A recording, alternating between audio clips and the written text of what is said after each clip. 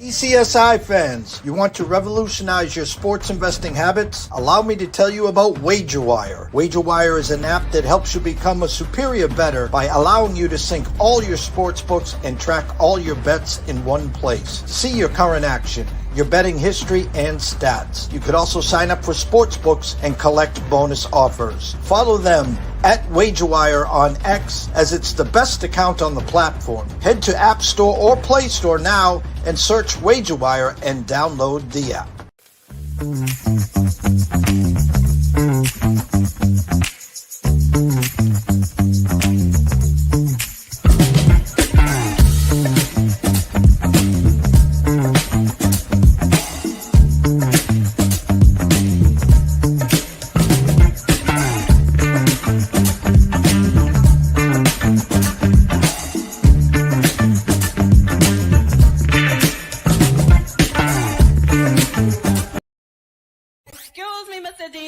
Check this out, we got a great show coming your way. From the ECSI Sports Studios, the #1 sports information program in America, the Breakfast Bankroll, with your host, the sports broker, Jeff Dawson.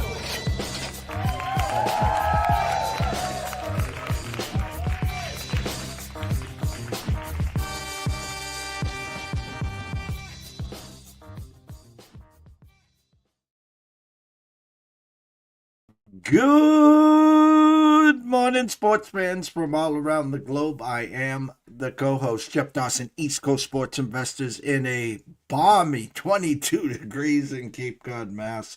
Ooh, it was 15 degrees last night. It's getting a little cold back here in the Cape. Maybe Scotty Webb live, excuse me, from Tampa can send some heat. Tis the season to everyone. Headliner today: Eagles officially broken. Philly fans, it hurts. I'm having flashbacks of a couple of years ago. I think they started the year 7-1, and they went on this big swoon and crashed and burned and didn't make the playoffs. What popped in my eyes is the first play of the game. Hurts goes deep to A.J. Brown down the left side. Incomplete, and he takes himself right off the field. So I don't know what's going on there. Hard-fought battle, had the lead, and couldn't hold on. What it really does is puts Dallas back in play. Dallas needs to sheet. Philly's going to lose 2 more. I looked at their schedule. It'll be tough for them to lose 2 more. But anyways, first and foremost, a shout out to our proud sponsors and partnerships. It's WagerWire. Head on over to Google Play. Download the app. It is free. Travis, Zach, Guy, myself, Amber, Holly, Carol, Bucks, Alan, Matthew, Drew, Jacob, the list is endless. Come on board. Finish out 2025 with us. 2026 will be epic, I promise. And of course, AtlantaSteaksAndSeafood.com. Terry Smith, second to none. Steaks, chops, seafood, appetizers, wine. He's got it all. Let him do all the work for your Christmas and New Year's Eve party. Head on over to AtlantaSteaksAndSeafood.com. Without further ado, let's bring him in, Scotty Webb. What's up, champ? What's going on, man? I think, we got some weird stuff going on in the NFL with these teams that, were good for the last few years. But that's all good. Cyclical stuff happens. I'm not sure everybody's ready for the cyclical stuff to happen, though. And then, I was really disappointed. The first day was a dud for, the baseball. Nothing really going on. I mean, you're going to hear rumors all the time. So you're going to hear rumors about this, that, and the other. But I thought overall, it was just kind of good for the Chargers, because I didn't know what to expect with a guy with a broken hand, and so it was. I think that kid, I forget what his name is now, begins with an O, came back and Omarion Hampton. That kid played pretty good, from what I was really looking at. So I thought he gave him some juice, and I think that's going to be important, because if you play out the season and you look at and you do that, and maybe you give the Chargers some wins that I didn't give them, before, and that changes, where the Chiefs line up as making the playoffs. So I thought it was kind of an interesting game there. Yeah, and a tale of there was so many moving variables, moving parts. I stayed far away from it myself. You don't know first and foremost which Eagles team's going to show up. Number one, number two, you don't know, are they going to play the first half 24-0, take the foot off the gas and lose 27-24? Are they going to play a full game? Are they not going to show up? We know the Chargers, really no home field advantage. Herbert, broken left hand, insert Omari and Hampton. I think it was like the second or third play for the Chargers. Pressure, scramble, dump off to Vidal, and he breaks it for like 55 yards. Turned into a kicker fest. Dicker the kicker, Mr. Automatic. Not as flashy as, let's say, Aubrey, but always gets the job done. But when the dust settled, here's an Eagles team with another loss. Dallas back in the mix officially. But again, looking at the Philly schedule, trying to find two losses, I think there's a Washington, there's a Vegas, and there was something else. So my point is something's broken in Philly. And when you look top to bottom for the playoffs, the NFC, as we know last week, Bears number 1 seed, lose hard-fought battle at Green Bay, drop to 7. We saw the real Rams team. We saw the real Seattle team in the second half. 49ers coming off a bye. They're getting better. The NFC is the wild, wild west, no pun intended.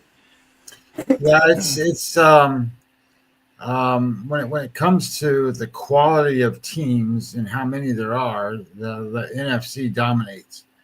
And I think when you just the best way to synopsis yesterday is you can't have 5 turnovers or 4 turnovers or 4 interceptions or whatever and expect to win. You just can't. So the Eagles are going to have to button some stuff up. And at some point, these teams are going to run out of, we got this game we can give away, or this game we can give away. They're not going to have these games to give away pretty soon. So they're going to have to button down, and figure it out. And then I would say I think we might know who the Eagles are.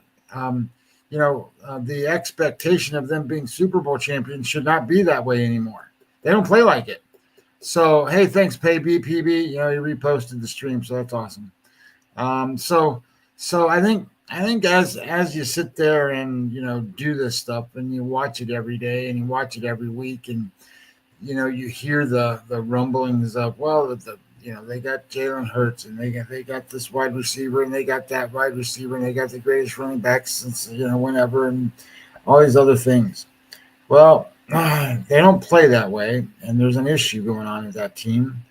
And I think that the expectation now, because they've played I don't know, is it 12 games now? And they're 13 games. That's who they are. They are that team. They're not the Super Bowl. They don't play that. Their tag is the Super Bowl champions until they don't win this year's Super Bowl. So I think the reality becomes is that the Eagles are who the Eagles are, and they're not the best team in the NFC, and they're not the best team in the NFL.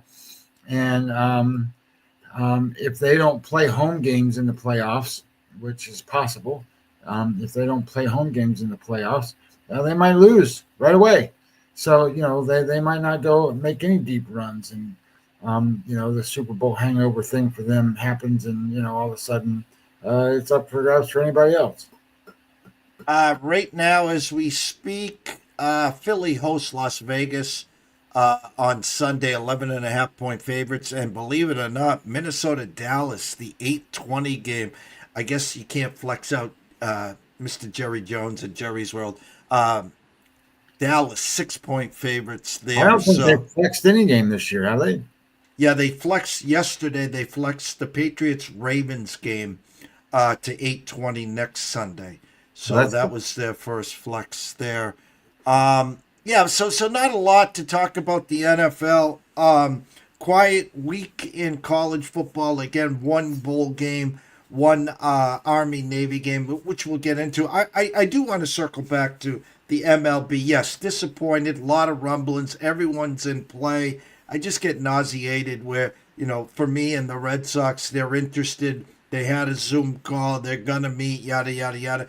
The more Red Sox playbook, very simply of late, has been they prefer to trade. They have assets.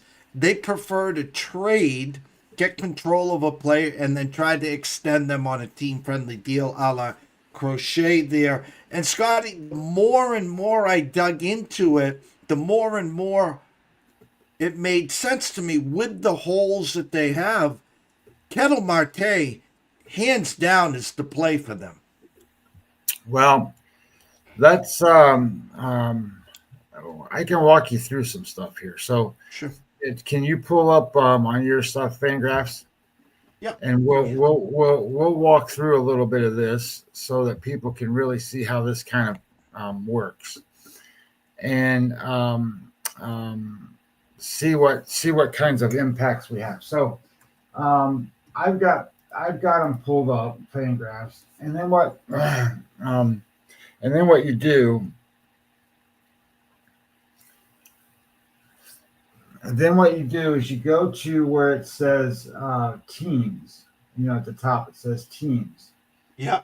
Then slide all the way down where it says positional depth chart. See that? Yeah. Then just click on catchers, for example. So what's really cool when you do that, what you're looking at right now is every single team's catchers. And then on the right little side there is the order in which they're ranked. So, and that's depth included too. So that looks pretty good on there, Jeff. That shows up good. So, maybe click that one little ad out of there and you'll be good at the bottom. But anyway, that's the way that works. So Seattle is listed number 1. You can see their catchers. Their catchers are Cal Raleigh and Nick Raposo, and you can see what their projected WAR numbers look like, 5.8 and 0. Those are the current projected WAR numbers for 2026. Those aren't what they did last year. That's what they're supposed to do for this year. And then you can see where everybody ranks in terms of all of that. And look at who's at the bottom. Isn't that interesting? It's the Phillies. And you know why the Phillies are at the bottom? If you take this and then slide it down, you'll see all of them ranked, and then you go down to the very bottom, and there's the Phillies at the very bottom. So just scroll your thing down, and it'll show you their catchers are right now Rafael Marchand, Garrett Stubbs, and Paul McIntosh. That's because Real Muto is not signed with them. So that's why you're going to see movement and action and different things for some of these teams. And just looking above them, you can see Logan O'Hoppe and Travis D'Arnaud. You see a big X thing there. Well, that means he's hurt. If you put your little cursor over it, it'll tell you he's got a concussion. He's out. Well, he's not going to have a concussion for the beginning of the year, so he's going to play. So it tells you different things. So this is a really cool function and feature because you can then look at where your team's needs are and what the team's needs are. What's the next interesting cool thing is that we go all the way back up to the top again. There's a column that says, see where it says AL East, like where we were looking at the player position where you got the lit up where down. No. Don't just stay on the same page we were on. So like see where, there you go. See where it says free agents? AL East. I'm on AL East. Slide all the way over to where it says free agents. Yeah. Click it. Click free agents.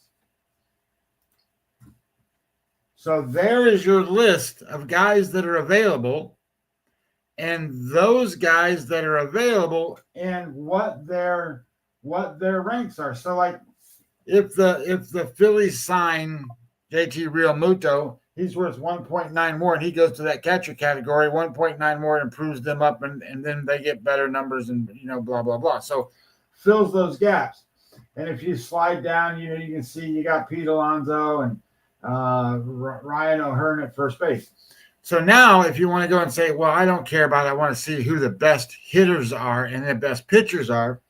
If you keep sliding this down, it's going to go all the way past left field, center field, right field, DH, and then it says all batters.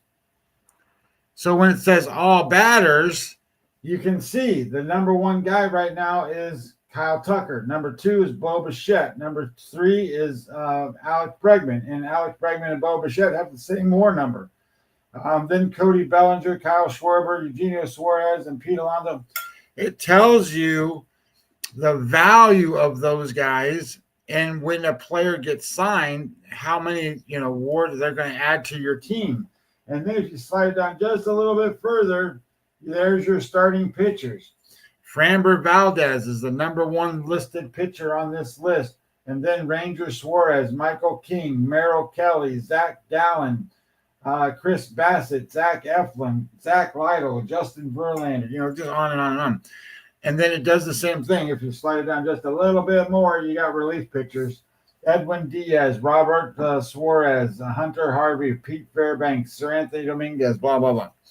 The reason I'm saying all this is because as your team starts to plus and minus players out, you can really look at what kind of an impact it makes player by player and what kind of increase or decrease it makes. So, for example, you were just talking about the Boston Red Sox, right? So if you go back and you make a trade, and we're going to go, we're going to get out of the free agent market. We're going to go where it says, so if you go to AL East and you click Red Sox,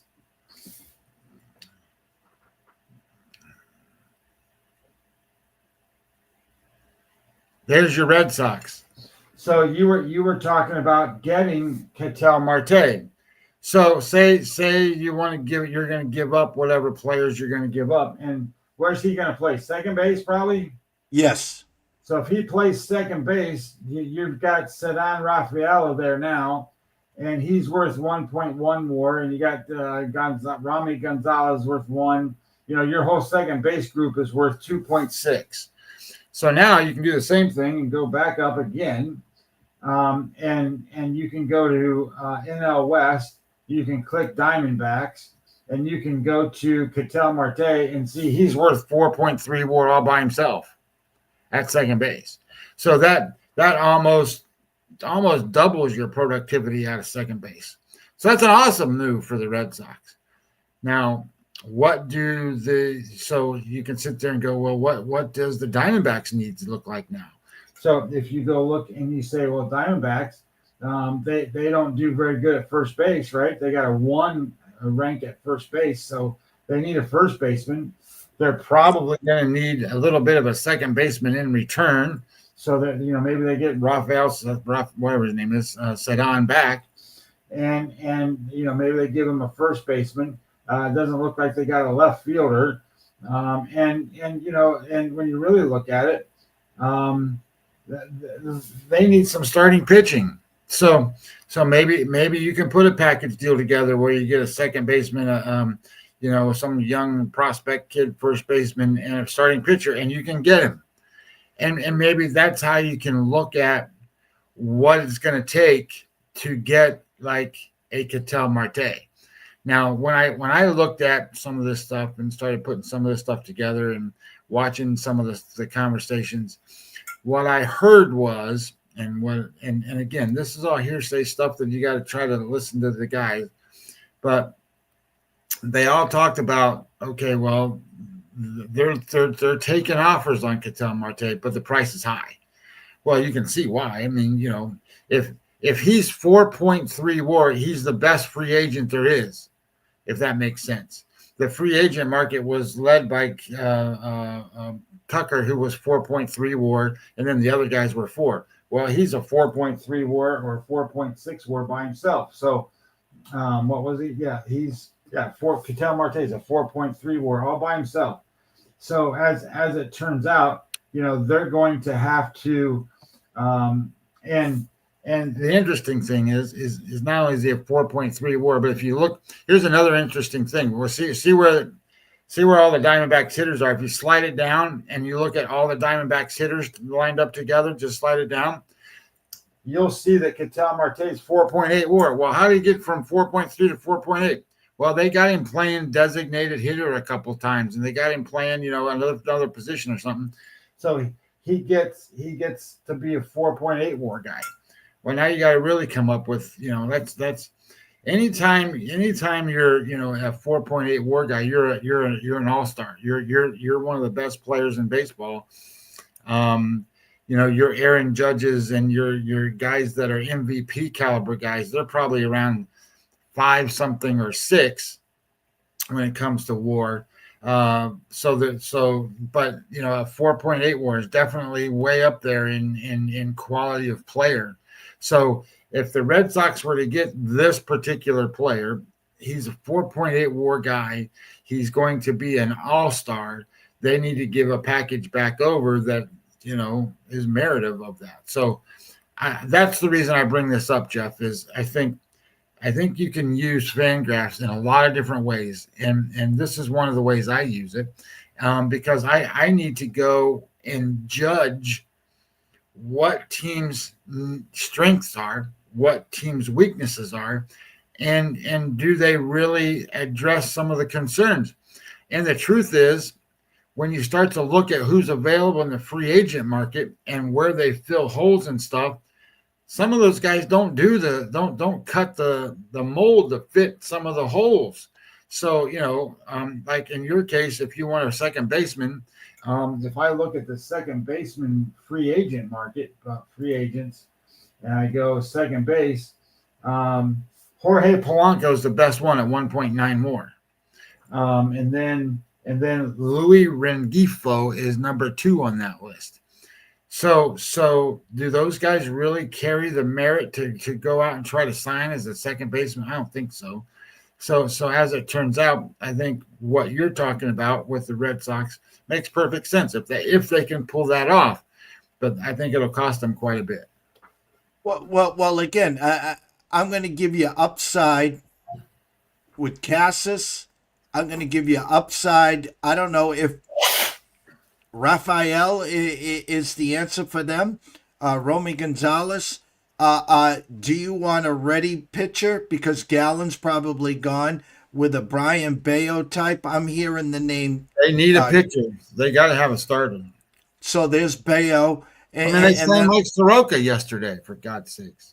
And I'm hearing Tolle and Early of the two, obviously Tolle. But my point is Marte fits so many. If you added a Marte Alonso, again, it's the trade. That's why Joe Ryan was a big piece. That's why I think Peralta from Milwaukee's still in play.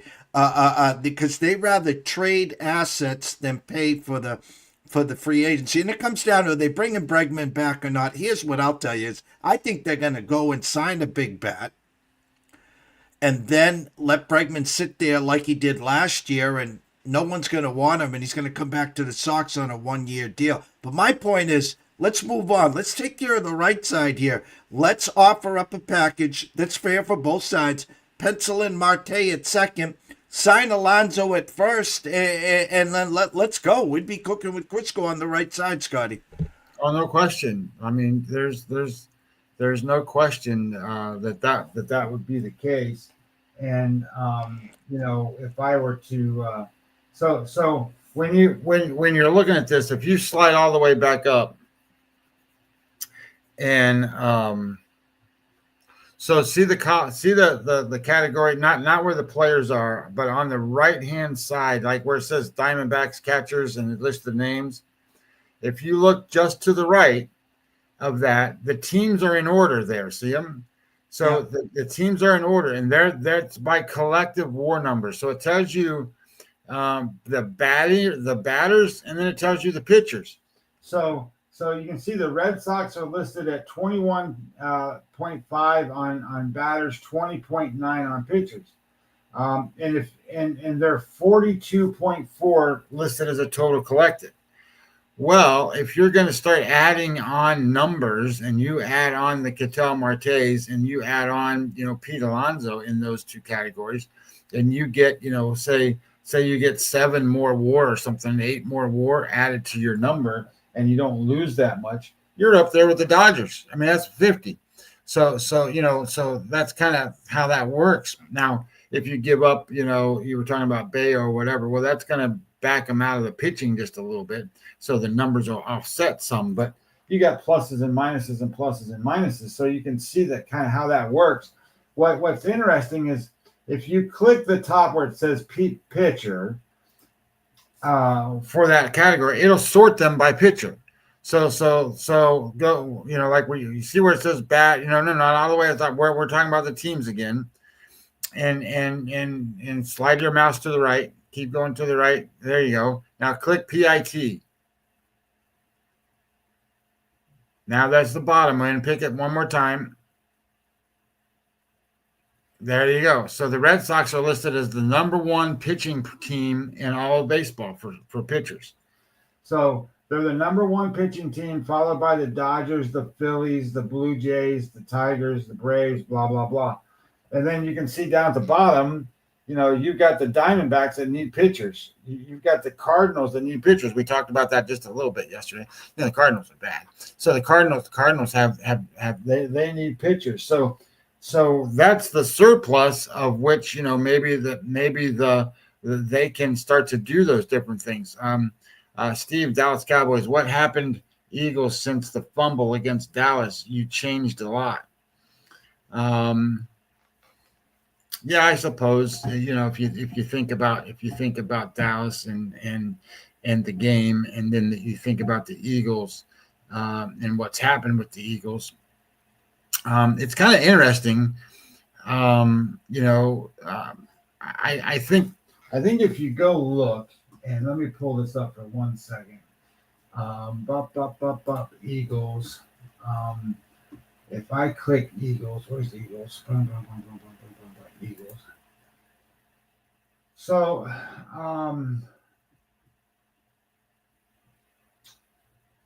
so the Eagles played the Cowboys in week 1. They won 24-20.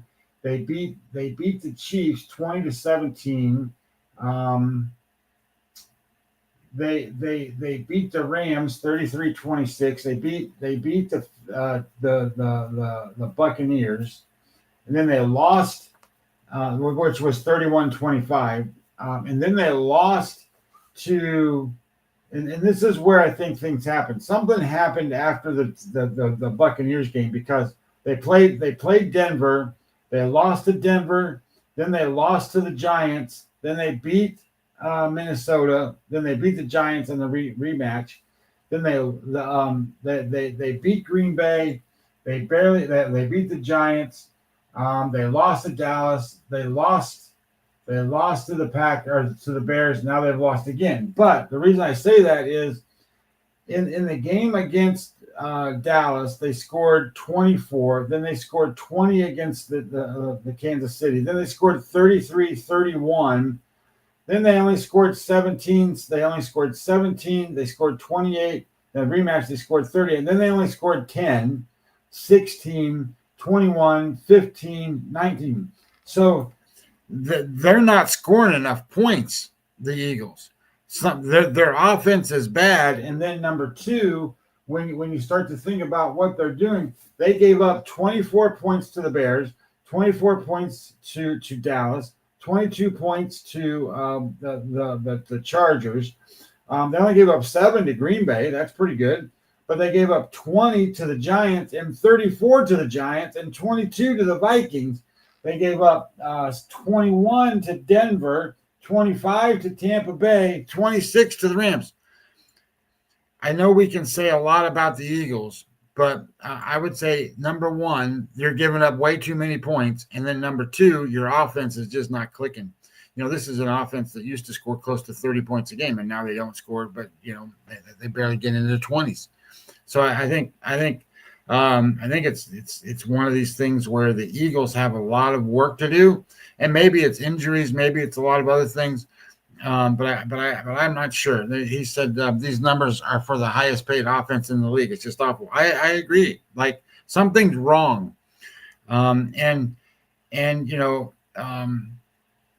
The body language of the players sort of indicates to me it's a chemistry issue, but I don't know that that's the case or not. I think some of these teams do way better when they get rid of their issue. They just do. You relate it to baseball, for example. Jeff can tell you, like Rafael Devers leaves the Red Sox, and then the Red Sox, lose their big power bat, lose everything, but still don't lose on the wins and losses on the field.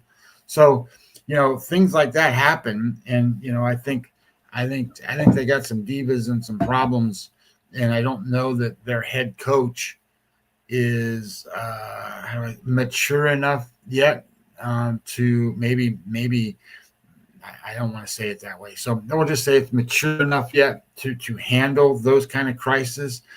I think their quarterback's a little bit standoffish when it comes to some of that kind of stuff too. He doesn't nip it in the bud either. So stuff like that has to happen. And Kelsey's gone, their offensive linemen, some of these guys that have been around a while that maybe were the guys that handled that stuff before. I don't know their locker room dynamic, but it doesn't look good to me. But good point, Steve. Anyway. And the funny is, this is not the first time we've seen the Eagles do what they're doing. Again, I talked earlier in the show a few years back. I think they started 7-1, and then they lost like 6 out of their next 7 or something stupid. And the problem that really arises is the fact that they've been anointed the NFC East champs, which means you get into the playoffs. Now, a couple of weeks ago, we were talking about, does the road to the Super Bowl go through Philly or does it go through LA, meaning who gets the number 1 seed? Well, that's far, far left the building now with the Eagles, as they're just trying to hold on. They got 4 games to get out of this funk and to get ready for the playoffs, hold on and win the East, and where they'll be traveling. Maybe they'll host the first round, but they'll be traveling the rest of the way. Not that the LA Rams host a big home field advantage. I keep going back to this, and I get it, guys, so just don't troll me. My point is, the biggest home field advantage in the NFC, which you don't want to see, is Seattle with the number 1 seed. I know Darnold, big stage deer in headlight, can throw 5 turnovers, create 5 turnovers with the best of them. I get all that. Trust me, I do. But my point is, Seattle, the 12th man in January with that weather, is not somewhere that most teams want to go. Well, I just pulled up the team tiers for the NFL as it is today. And by far the number 1 team, and there's only one spot. I don't know if I can get my laptop to kind of get there. Well, it's not going to really show it from there. But the team tier, there's only one team in it. It's the Rams. The Rams are out in front of everybody. And then the next level tier is Green Bay, New England, and Buffalo. Those are the next kind of tier, with Seattle kind of creeping in there right on the line of that tier. And then the next tier down in Indianapolis still on there, but they're going to fall way off of there with everything else that's going on. And then the next level tier down is Kansas City, the Lions, and the Broncos, and now Houston's creeping in there. Well, where's the Eagles? The Eagles are in the next tier down, which has Chargers, Jaguars, Eagles, Bears, 49ers, Cowboys. And that's kind of where they are, to be honest. They're better than teams like Buccaneers, Steelers, and Falcons and Ravens and Dolphins and stuff like that. But they're not better than the top tier teams in all of football these days. So I think, and then if I do this by defense, I think this is where the most telling statistic will be for the Eagles, because you slide them down, and if you're like, obviously we know Houston's the best, but I don't know if many people know Seattle's second best. They're really good on defense, and then the Rams are third best. People like the Browns, and they think, well, the Browns are really good. Well, they're fourth, and then the Chargers are fifth best, and then the Jaguars are sixth best. You got teams that you never thought of really would be that high up. And because everybody likes, well, the Broncos are really good. Well, they're seventh best. And then you got the Vikings, New England, and then you have then you have the Eagles, who are just ahead of the Saints and just ahead of Indianapolis. So they're 10th best defense, and offensively they are so they're 10th best on defense, and on offense, the Eagles are 16th best. No, 16th best is just average. This is a team that can score lots and lots of points. So if they're slightly better than average on defense and just average on offense, they're not going to win. They're not going to win against better defenses or better offenses, really. Again, other matchups here. Buffalo, 1 point favorite, 1.5 point favorite. Some pick 'em spots at New England. That'll be a 1 o'clock game. Pats win basically clinches the AFC East. A Buffalo win. So do you want to do an exercise, Jeff? What's that? Look, if you go to ESPN.com /NFL playoff machine,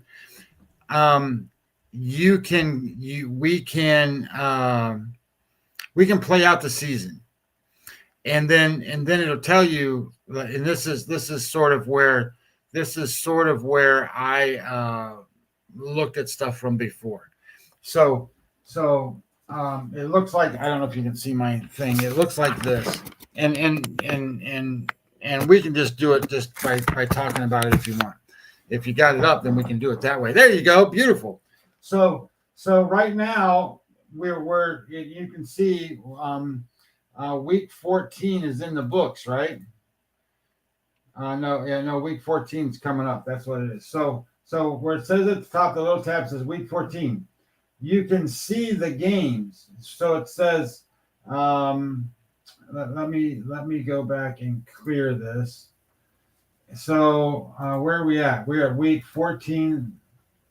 Yeah, those are in the books, right? Yeah, they just played. So week 15, you got to click the week 15 tab.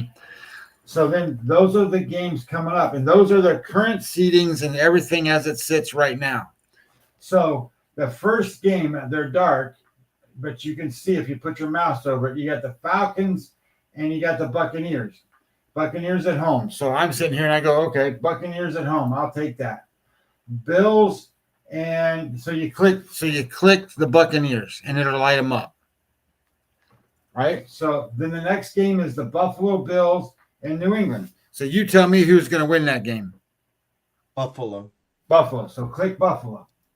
So then you have Baltimore and the Bengals. And at this point, I think the Bengals are going to win that game. Me so too. You click Bengals. So Jets, Jaguars, I don't think that's a game. You pick Jaguars, right? Yeah. And then Chiefs at home against the Chargers. What do you think? One more bite at the apple with the Chiefs. Okay. And then I think Houston dominates the Cardinals there at home. I think the Bears beat the Browns.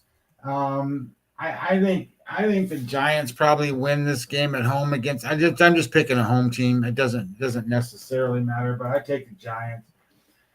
Eagles and the Raiders. I gotta take the Eagles. Seahawks and the Colts. I gotta take the Seahawks. Broncos and the Packers. Who's gonna win that one in Denver? Kind of funny. Green Bay's 2.5 point favorites there. I'll take Green Bay there. All right, let's put Green Bay in. San Francisco, Tennessee. We got San Francisco, Carolina, and the Saints. Let me just take a look. That one's in New Orleans. Yeah, I know. We'll take a shot with Bryce Young. Okay. And then Rams and Lions. Rams at home. Yeah, and there's 5.5, 6 point favorites. And then Cowboys, Vikings. You got to take Cowboys, right? Yeah. And then this one is more interesting. Miami quietly moving up. Yeah. Pittsburgh 3.5. I'm gonna take the Dolphins in the upset in the flat spot for the Steelers. Okay, so we click Dolphins. Now click week 16 at the top. And we do the same exercise, right? So the next game, this is going to be Rams at Seahawks. Seahawks, Okay. Philly, Green Bay at the Bears. This is a big one. if we got Green Bay winning in Denver, I'll take the Bears in the upset. Right. This one, who cares? You got to go with the Bills, Chiefs, Chargers at Dallas. We're going to take Dallas. Minnesota at the Giants. Road, we'll take the Giants there. Bucks at Tampa. That's for all the actually. So Tampa probably loses that last week, and then they pick off Tampa. Season on the line for both. We're gonna go upset. Sorry, Scotty. I'm gonna take the Panthers there. We're gonna take Joe to beat Miami. Denver to bounce back and beat the Jags. We're gonna take Brissett. Obviously the Texans. Pittsburgh then travels to the Lions. I'll just give a slight to the Lions there. Pats at Baltimore, season on the line for the Ravens. We'll take the Ravens. San Fran at the Colts there. All right, week 17. Yeah. All right. Dallas, Lions, Chiefs, Raiders.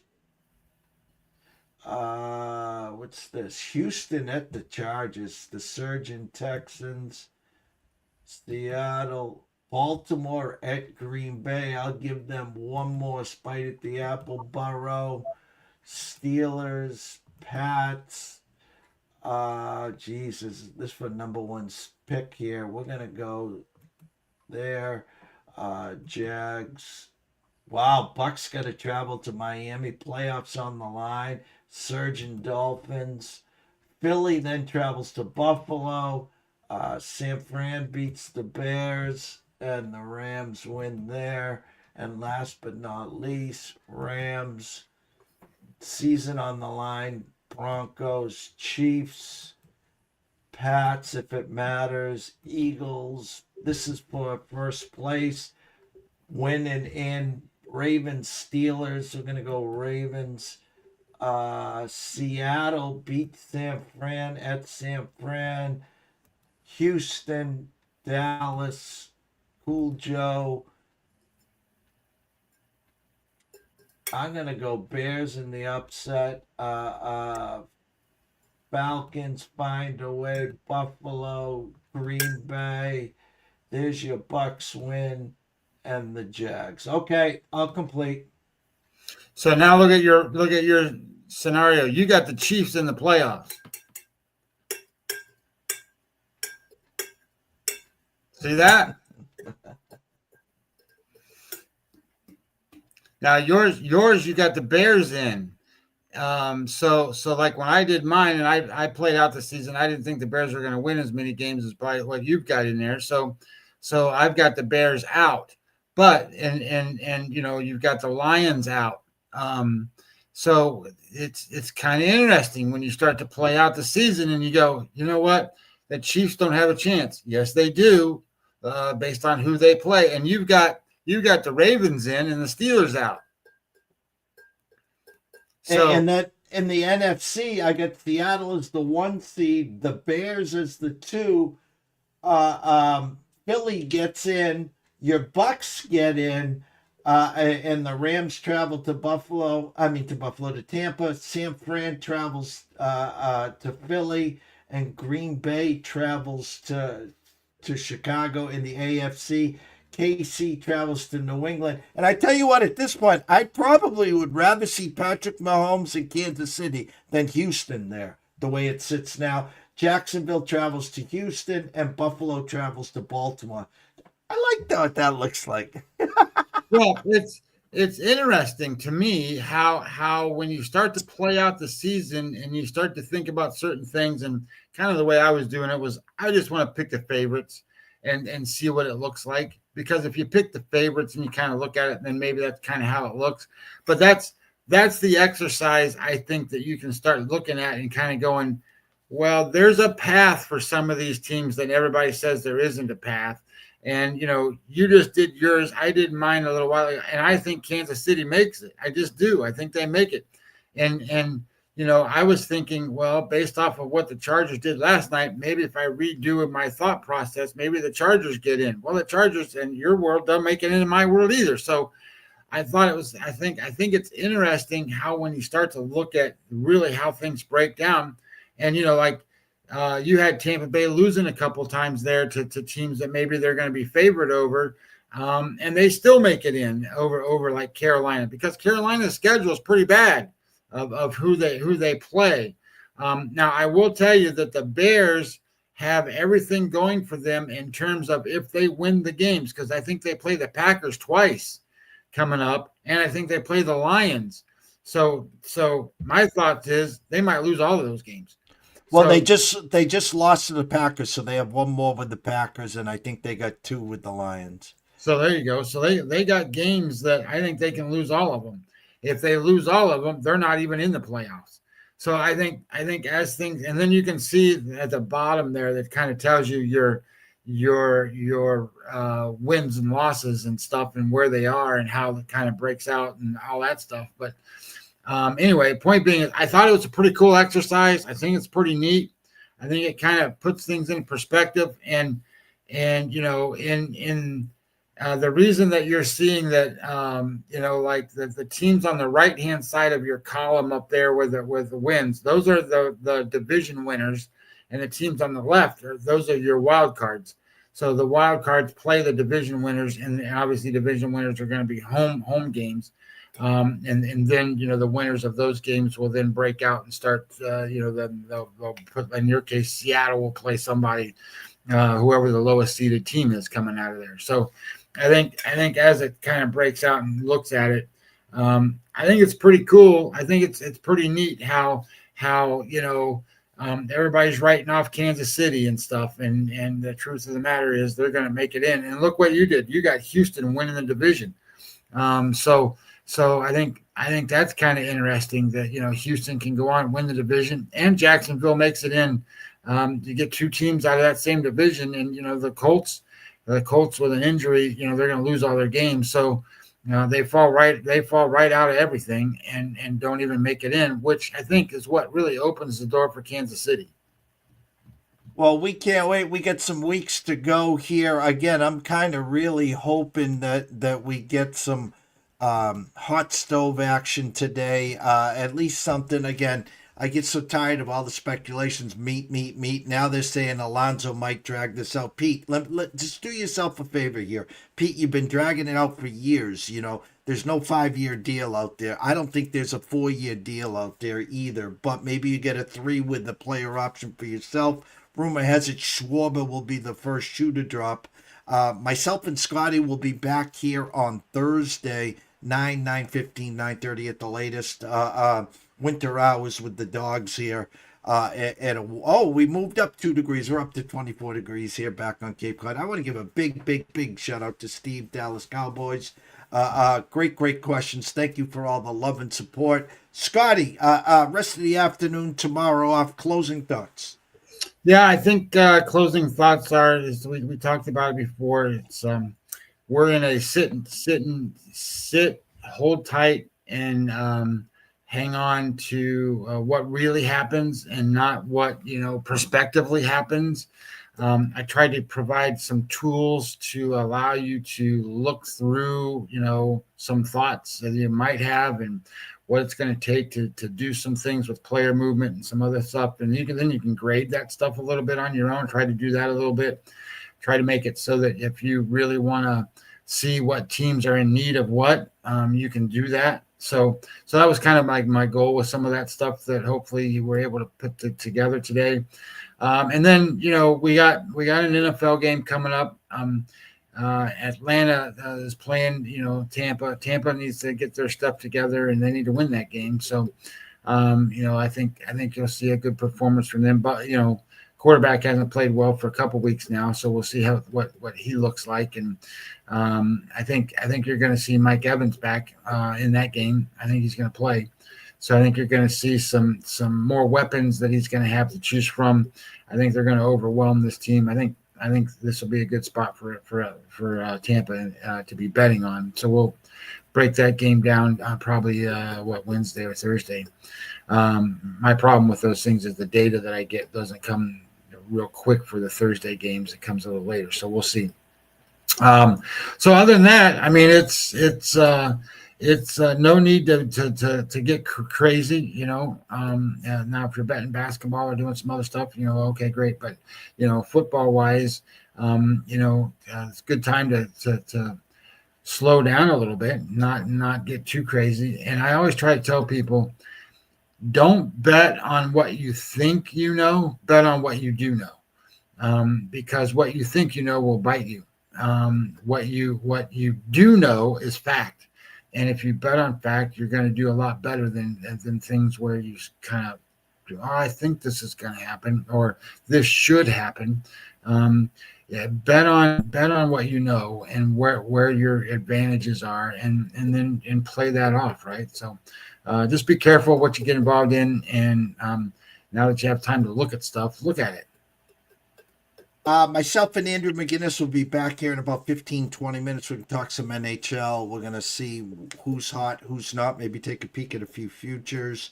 And we'll keep our eye on some breaking news, hopefully from the wood stove. There you go. The Hot Stove League winter meetings in Orlando. So for myself, Jeff Dawson, EDC Sports Investor, one and only Scotty Webb at Webby20 MLB, we want to give a shout out to everyone watching and listening. Thank you guys so much. If you could just tweet, retweet, tell a friend, head on over to YouTube at East Coast Sports Investors. Subscribe. It's free. Come on back. Turn on all the notifications. You know, it's fun. We're here to educate with a little entertainment, unlike those others. Stay warm back east and stay tuned.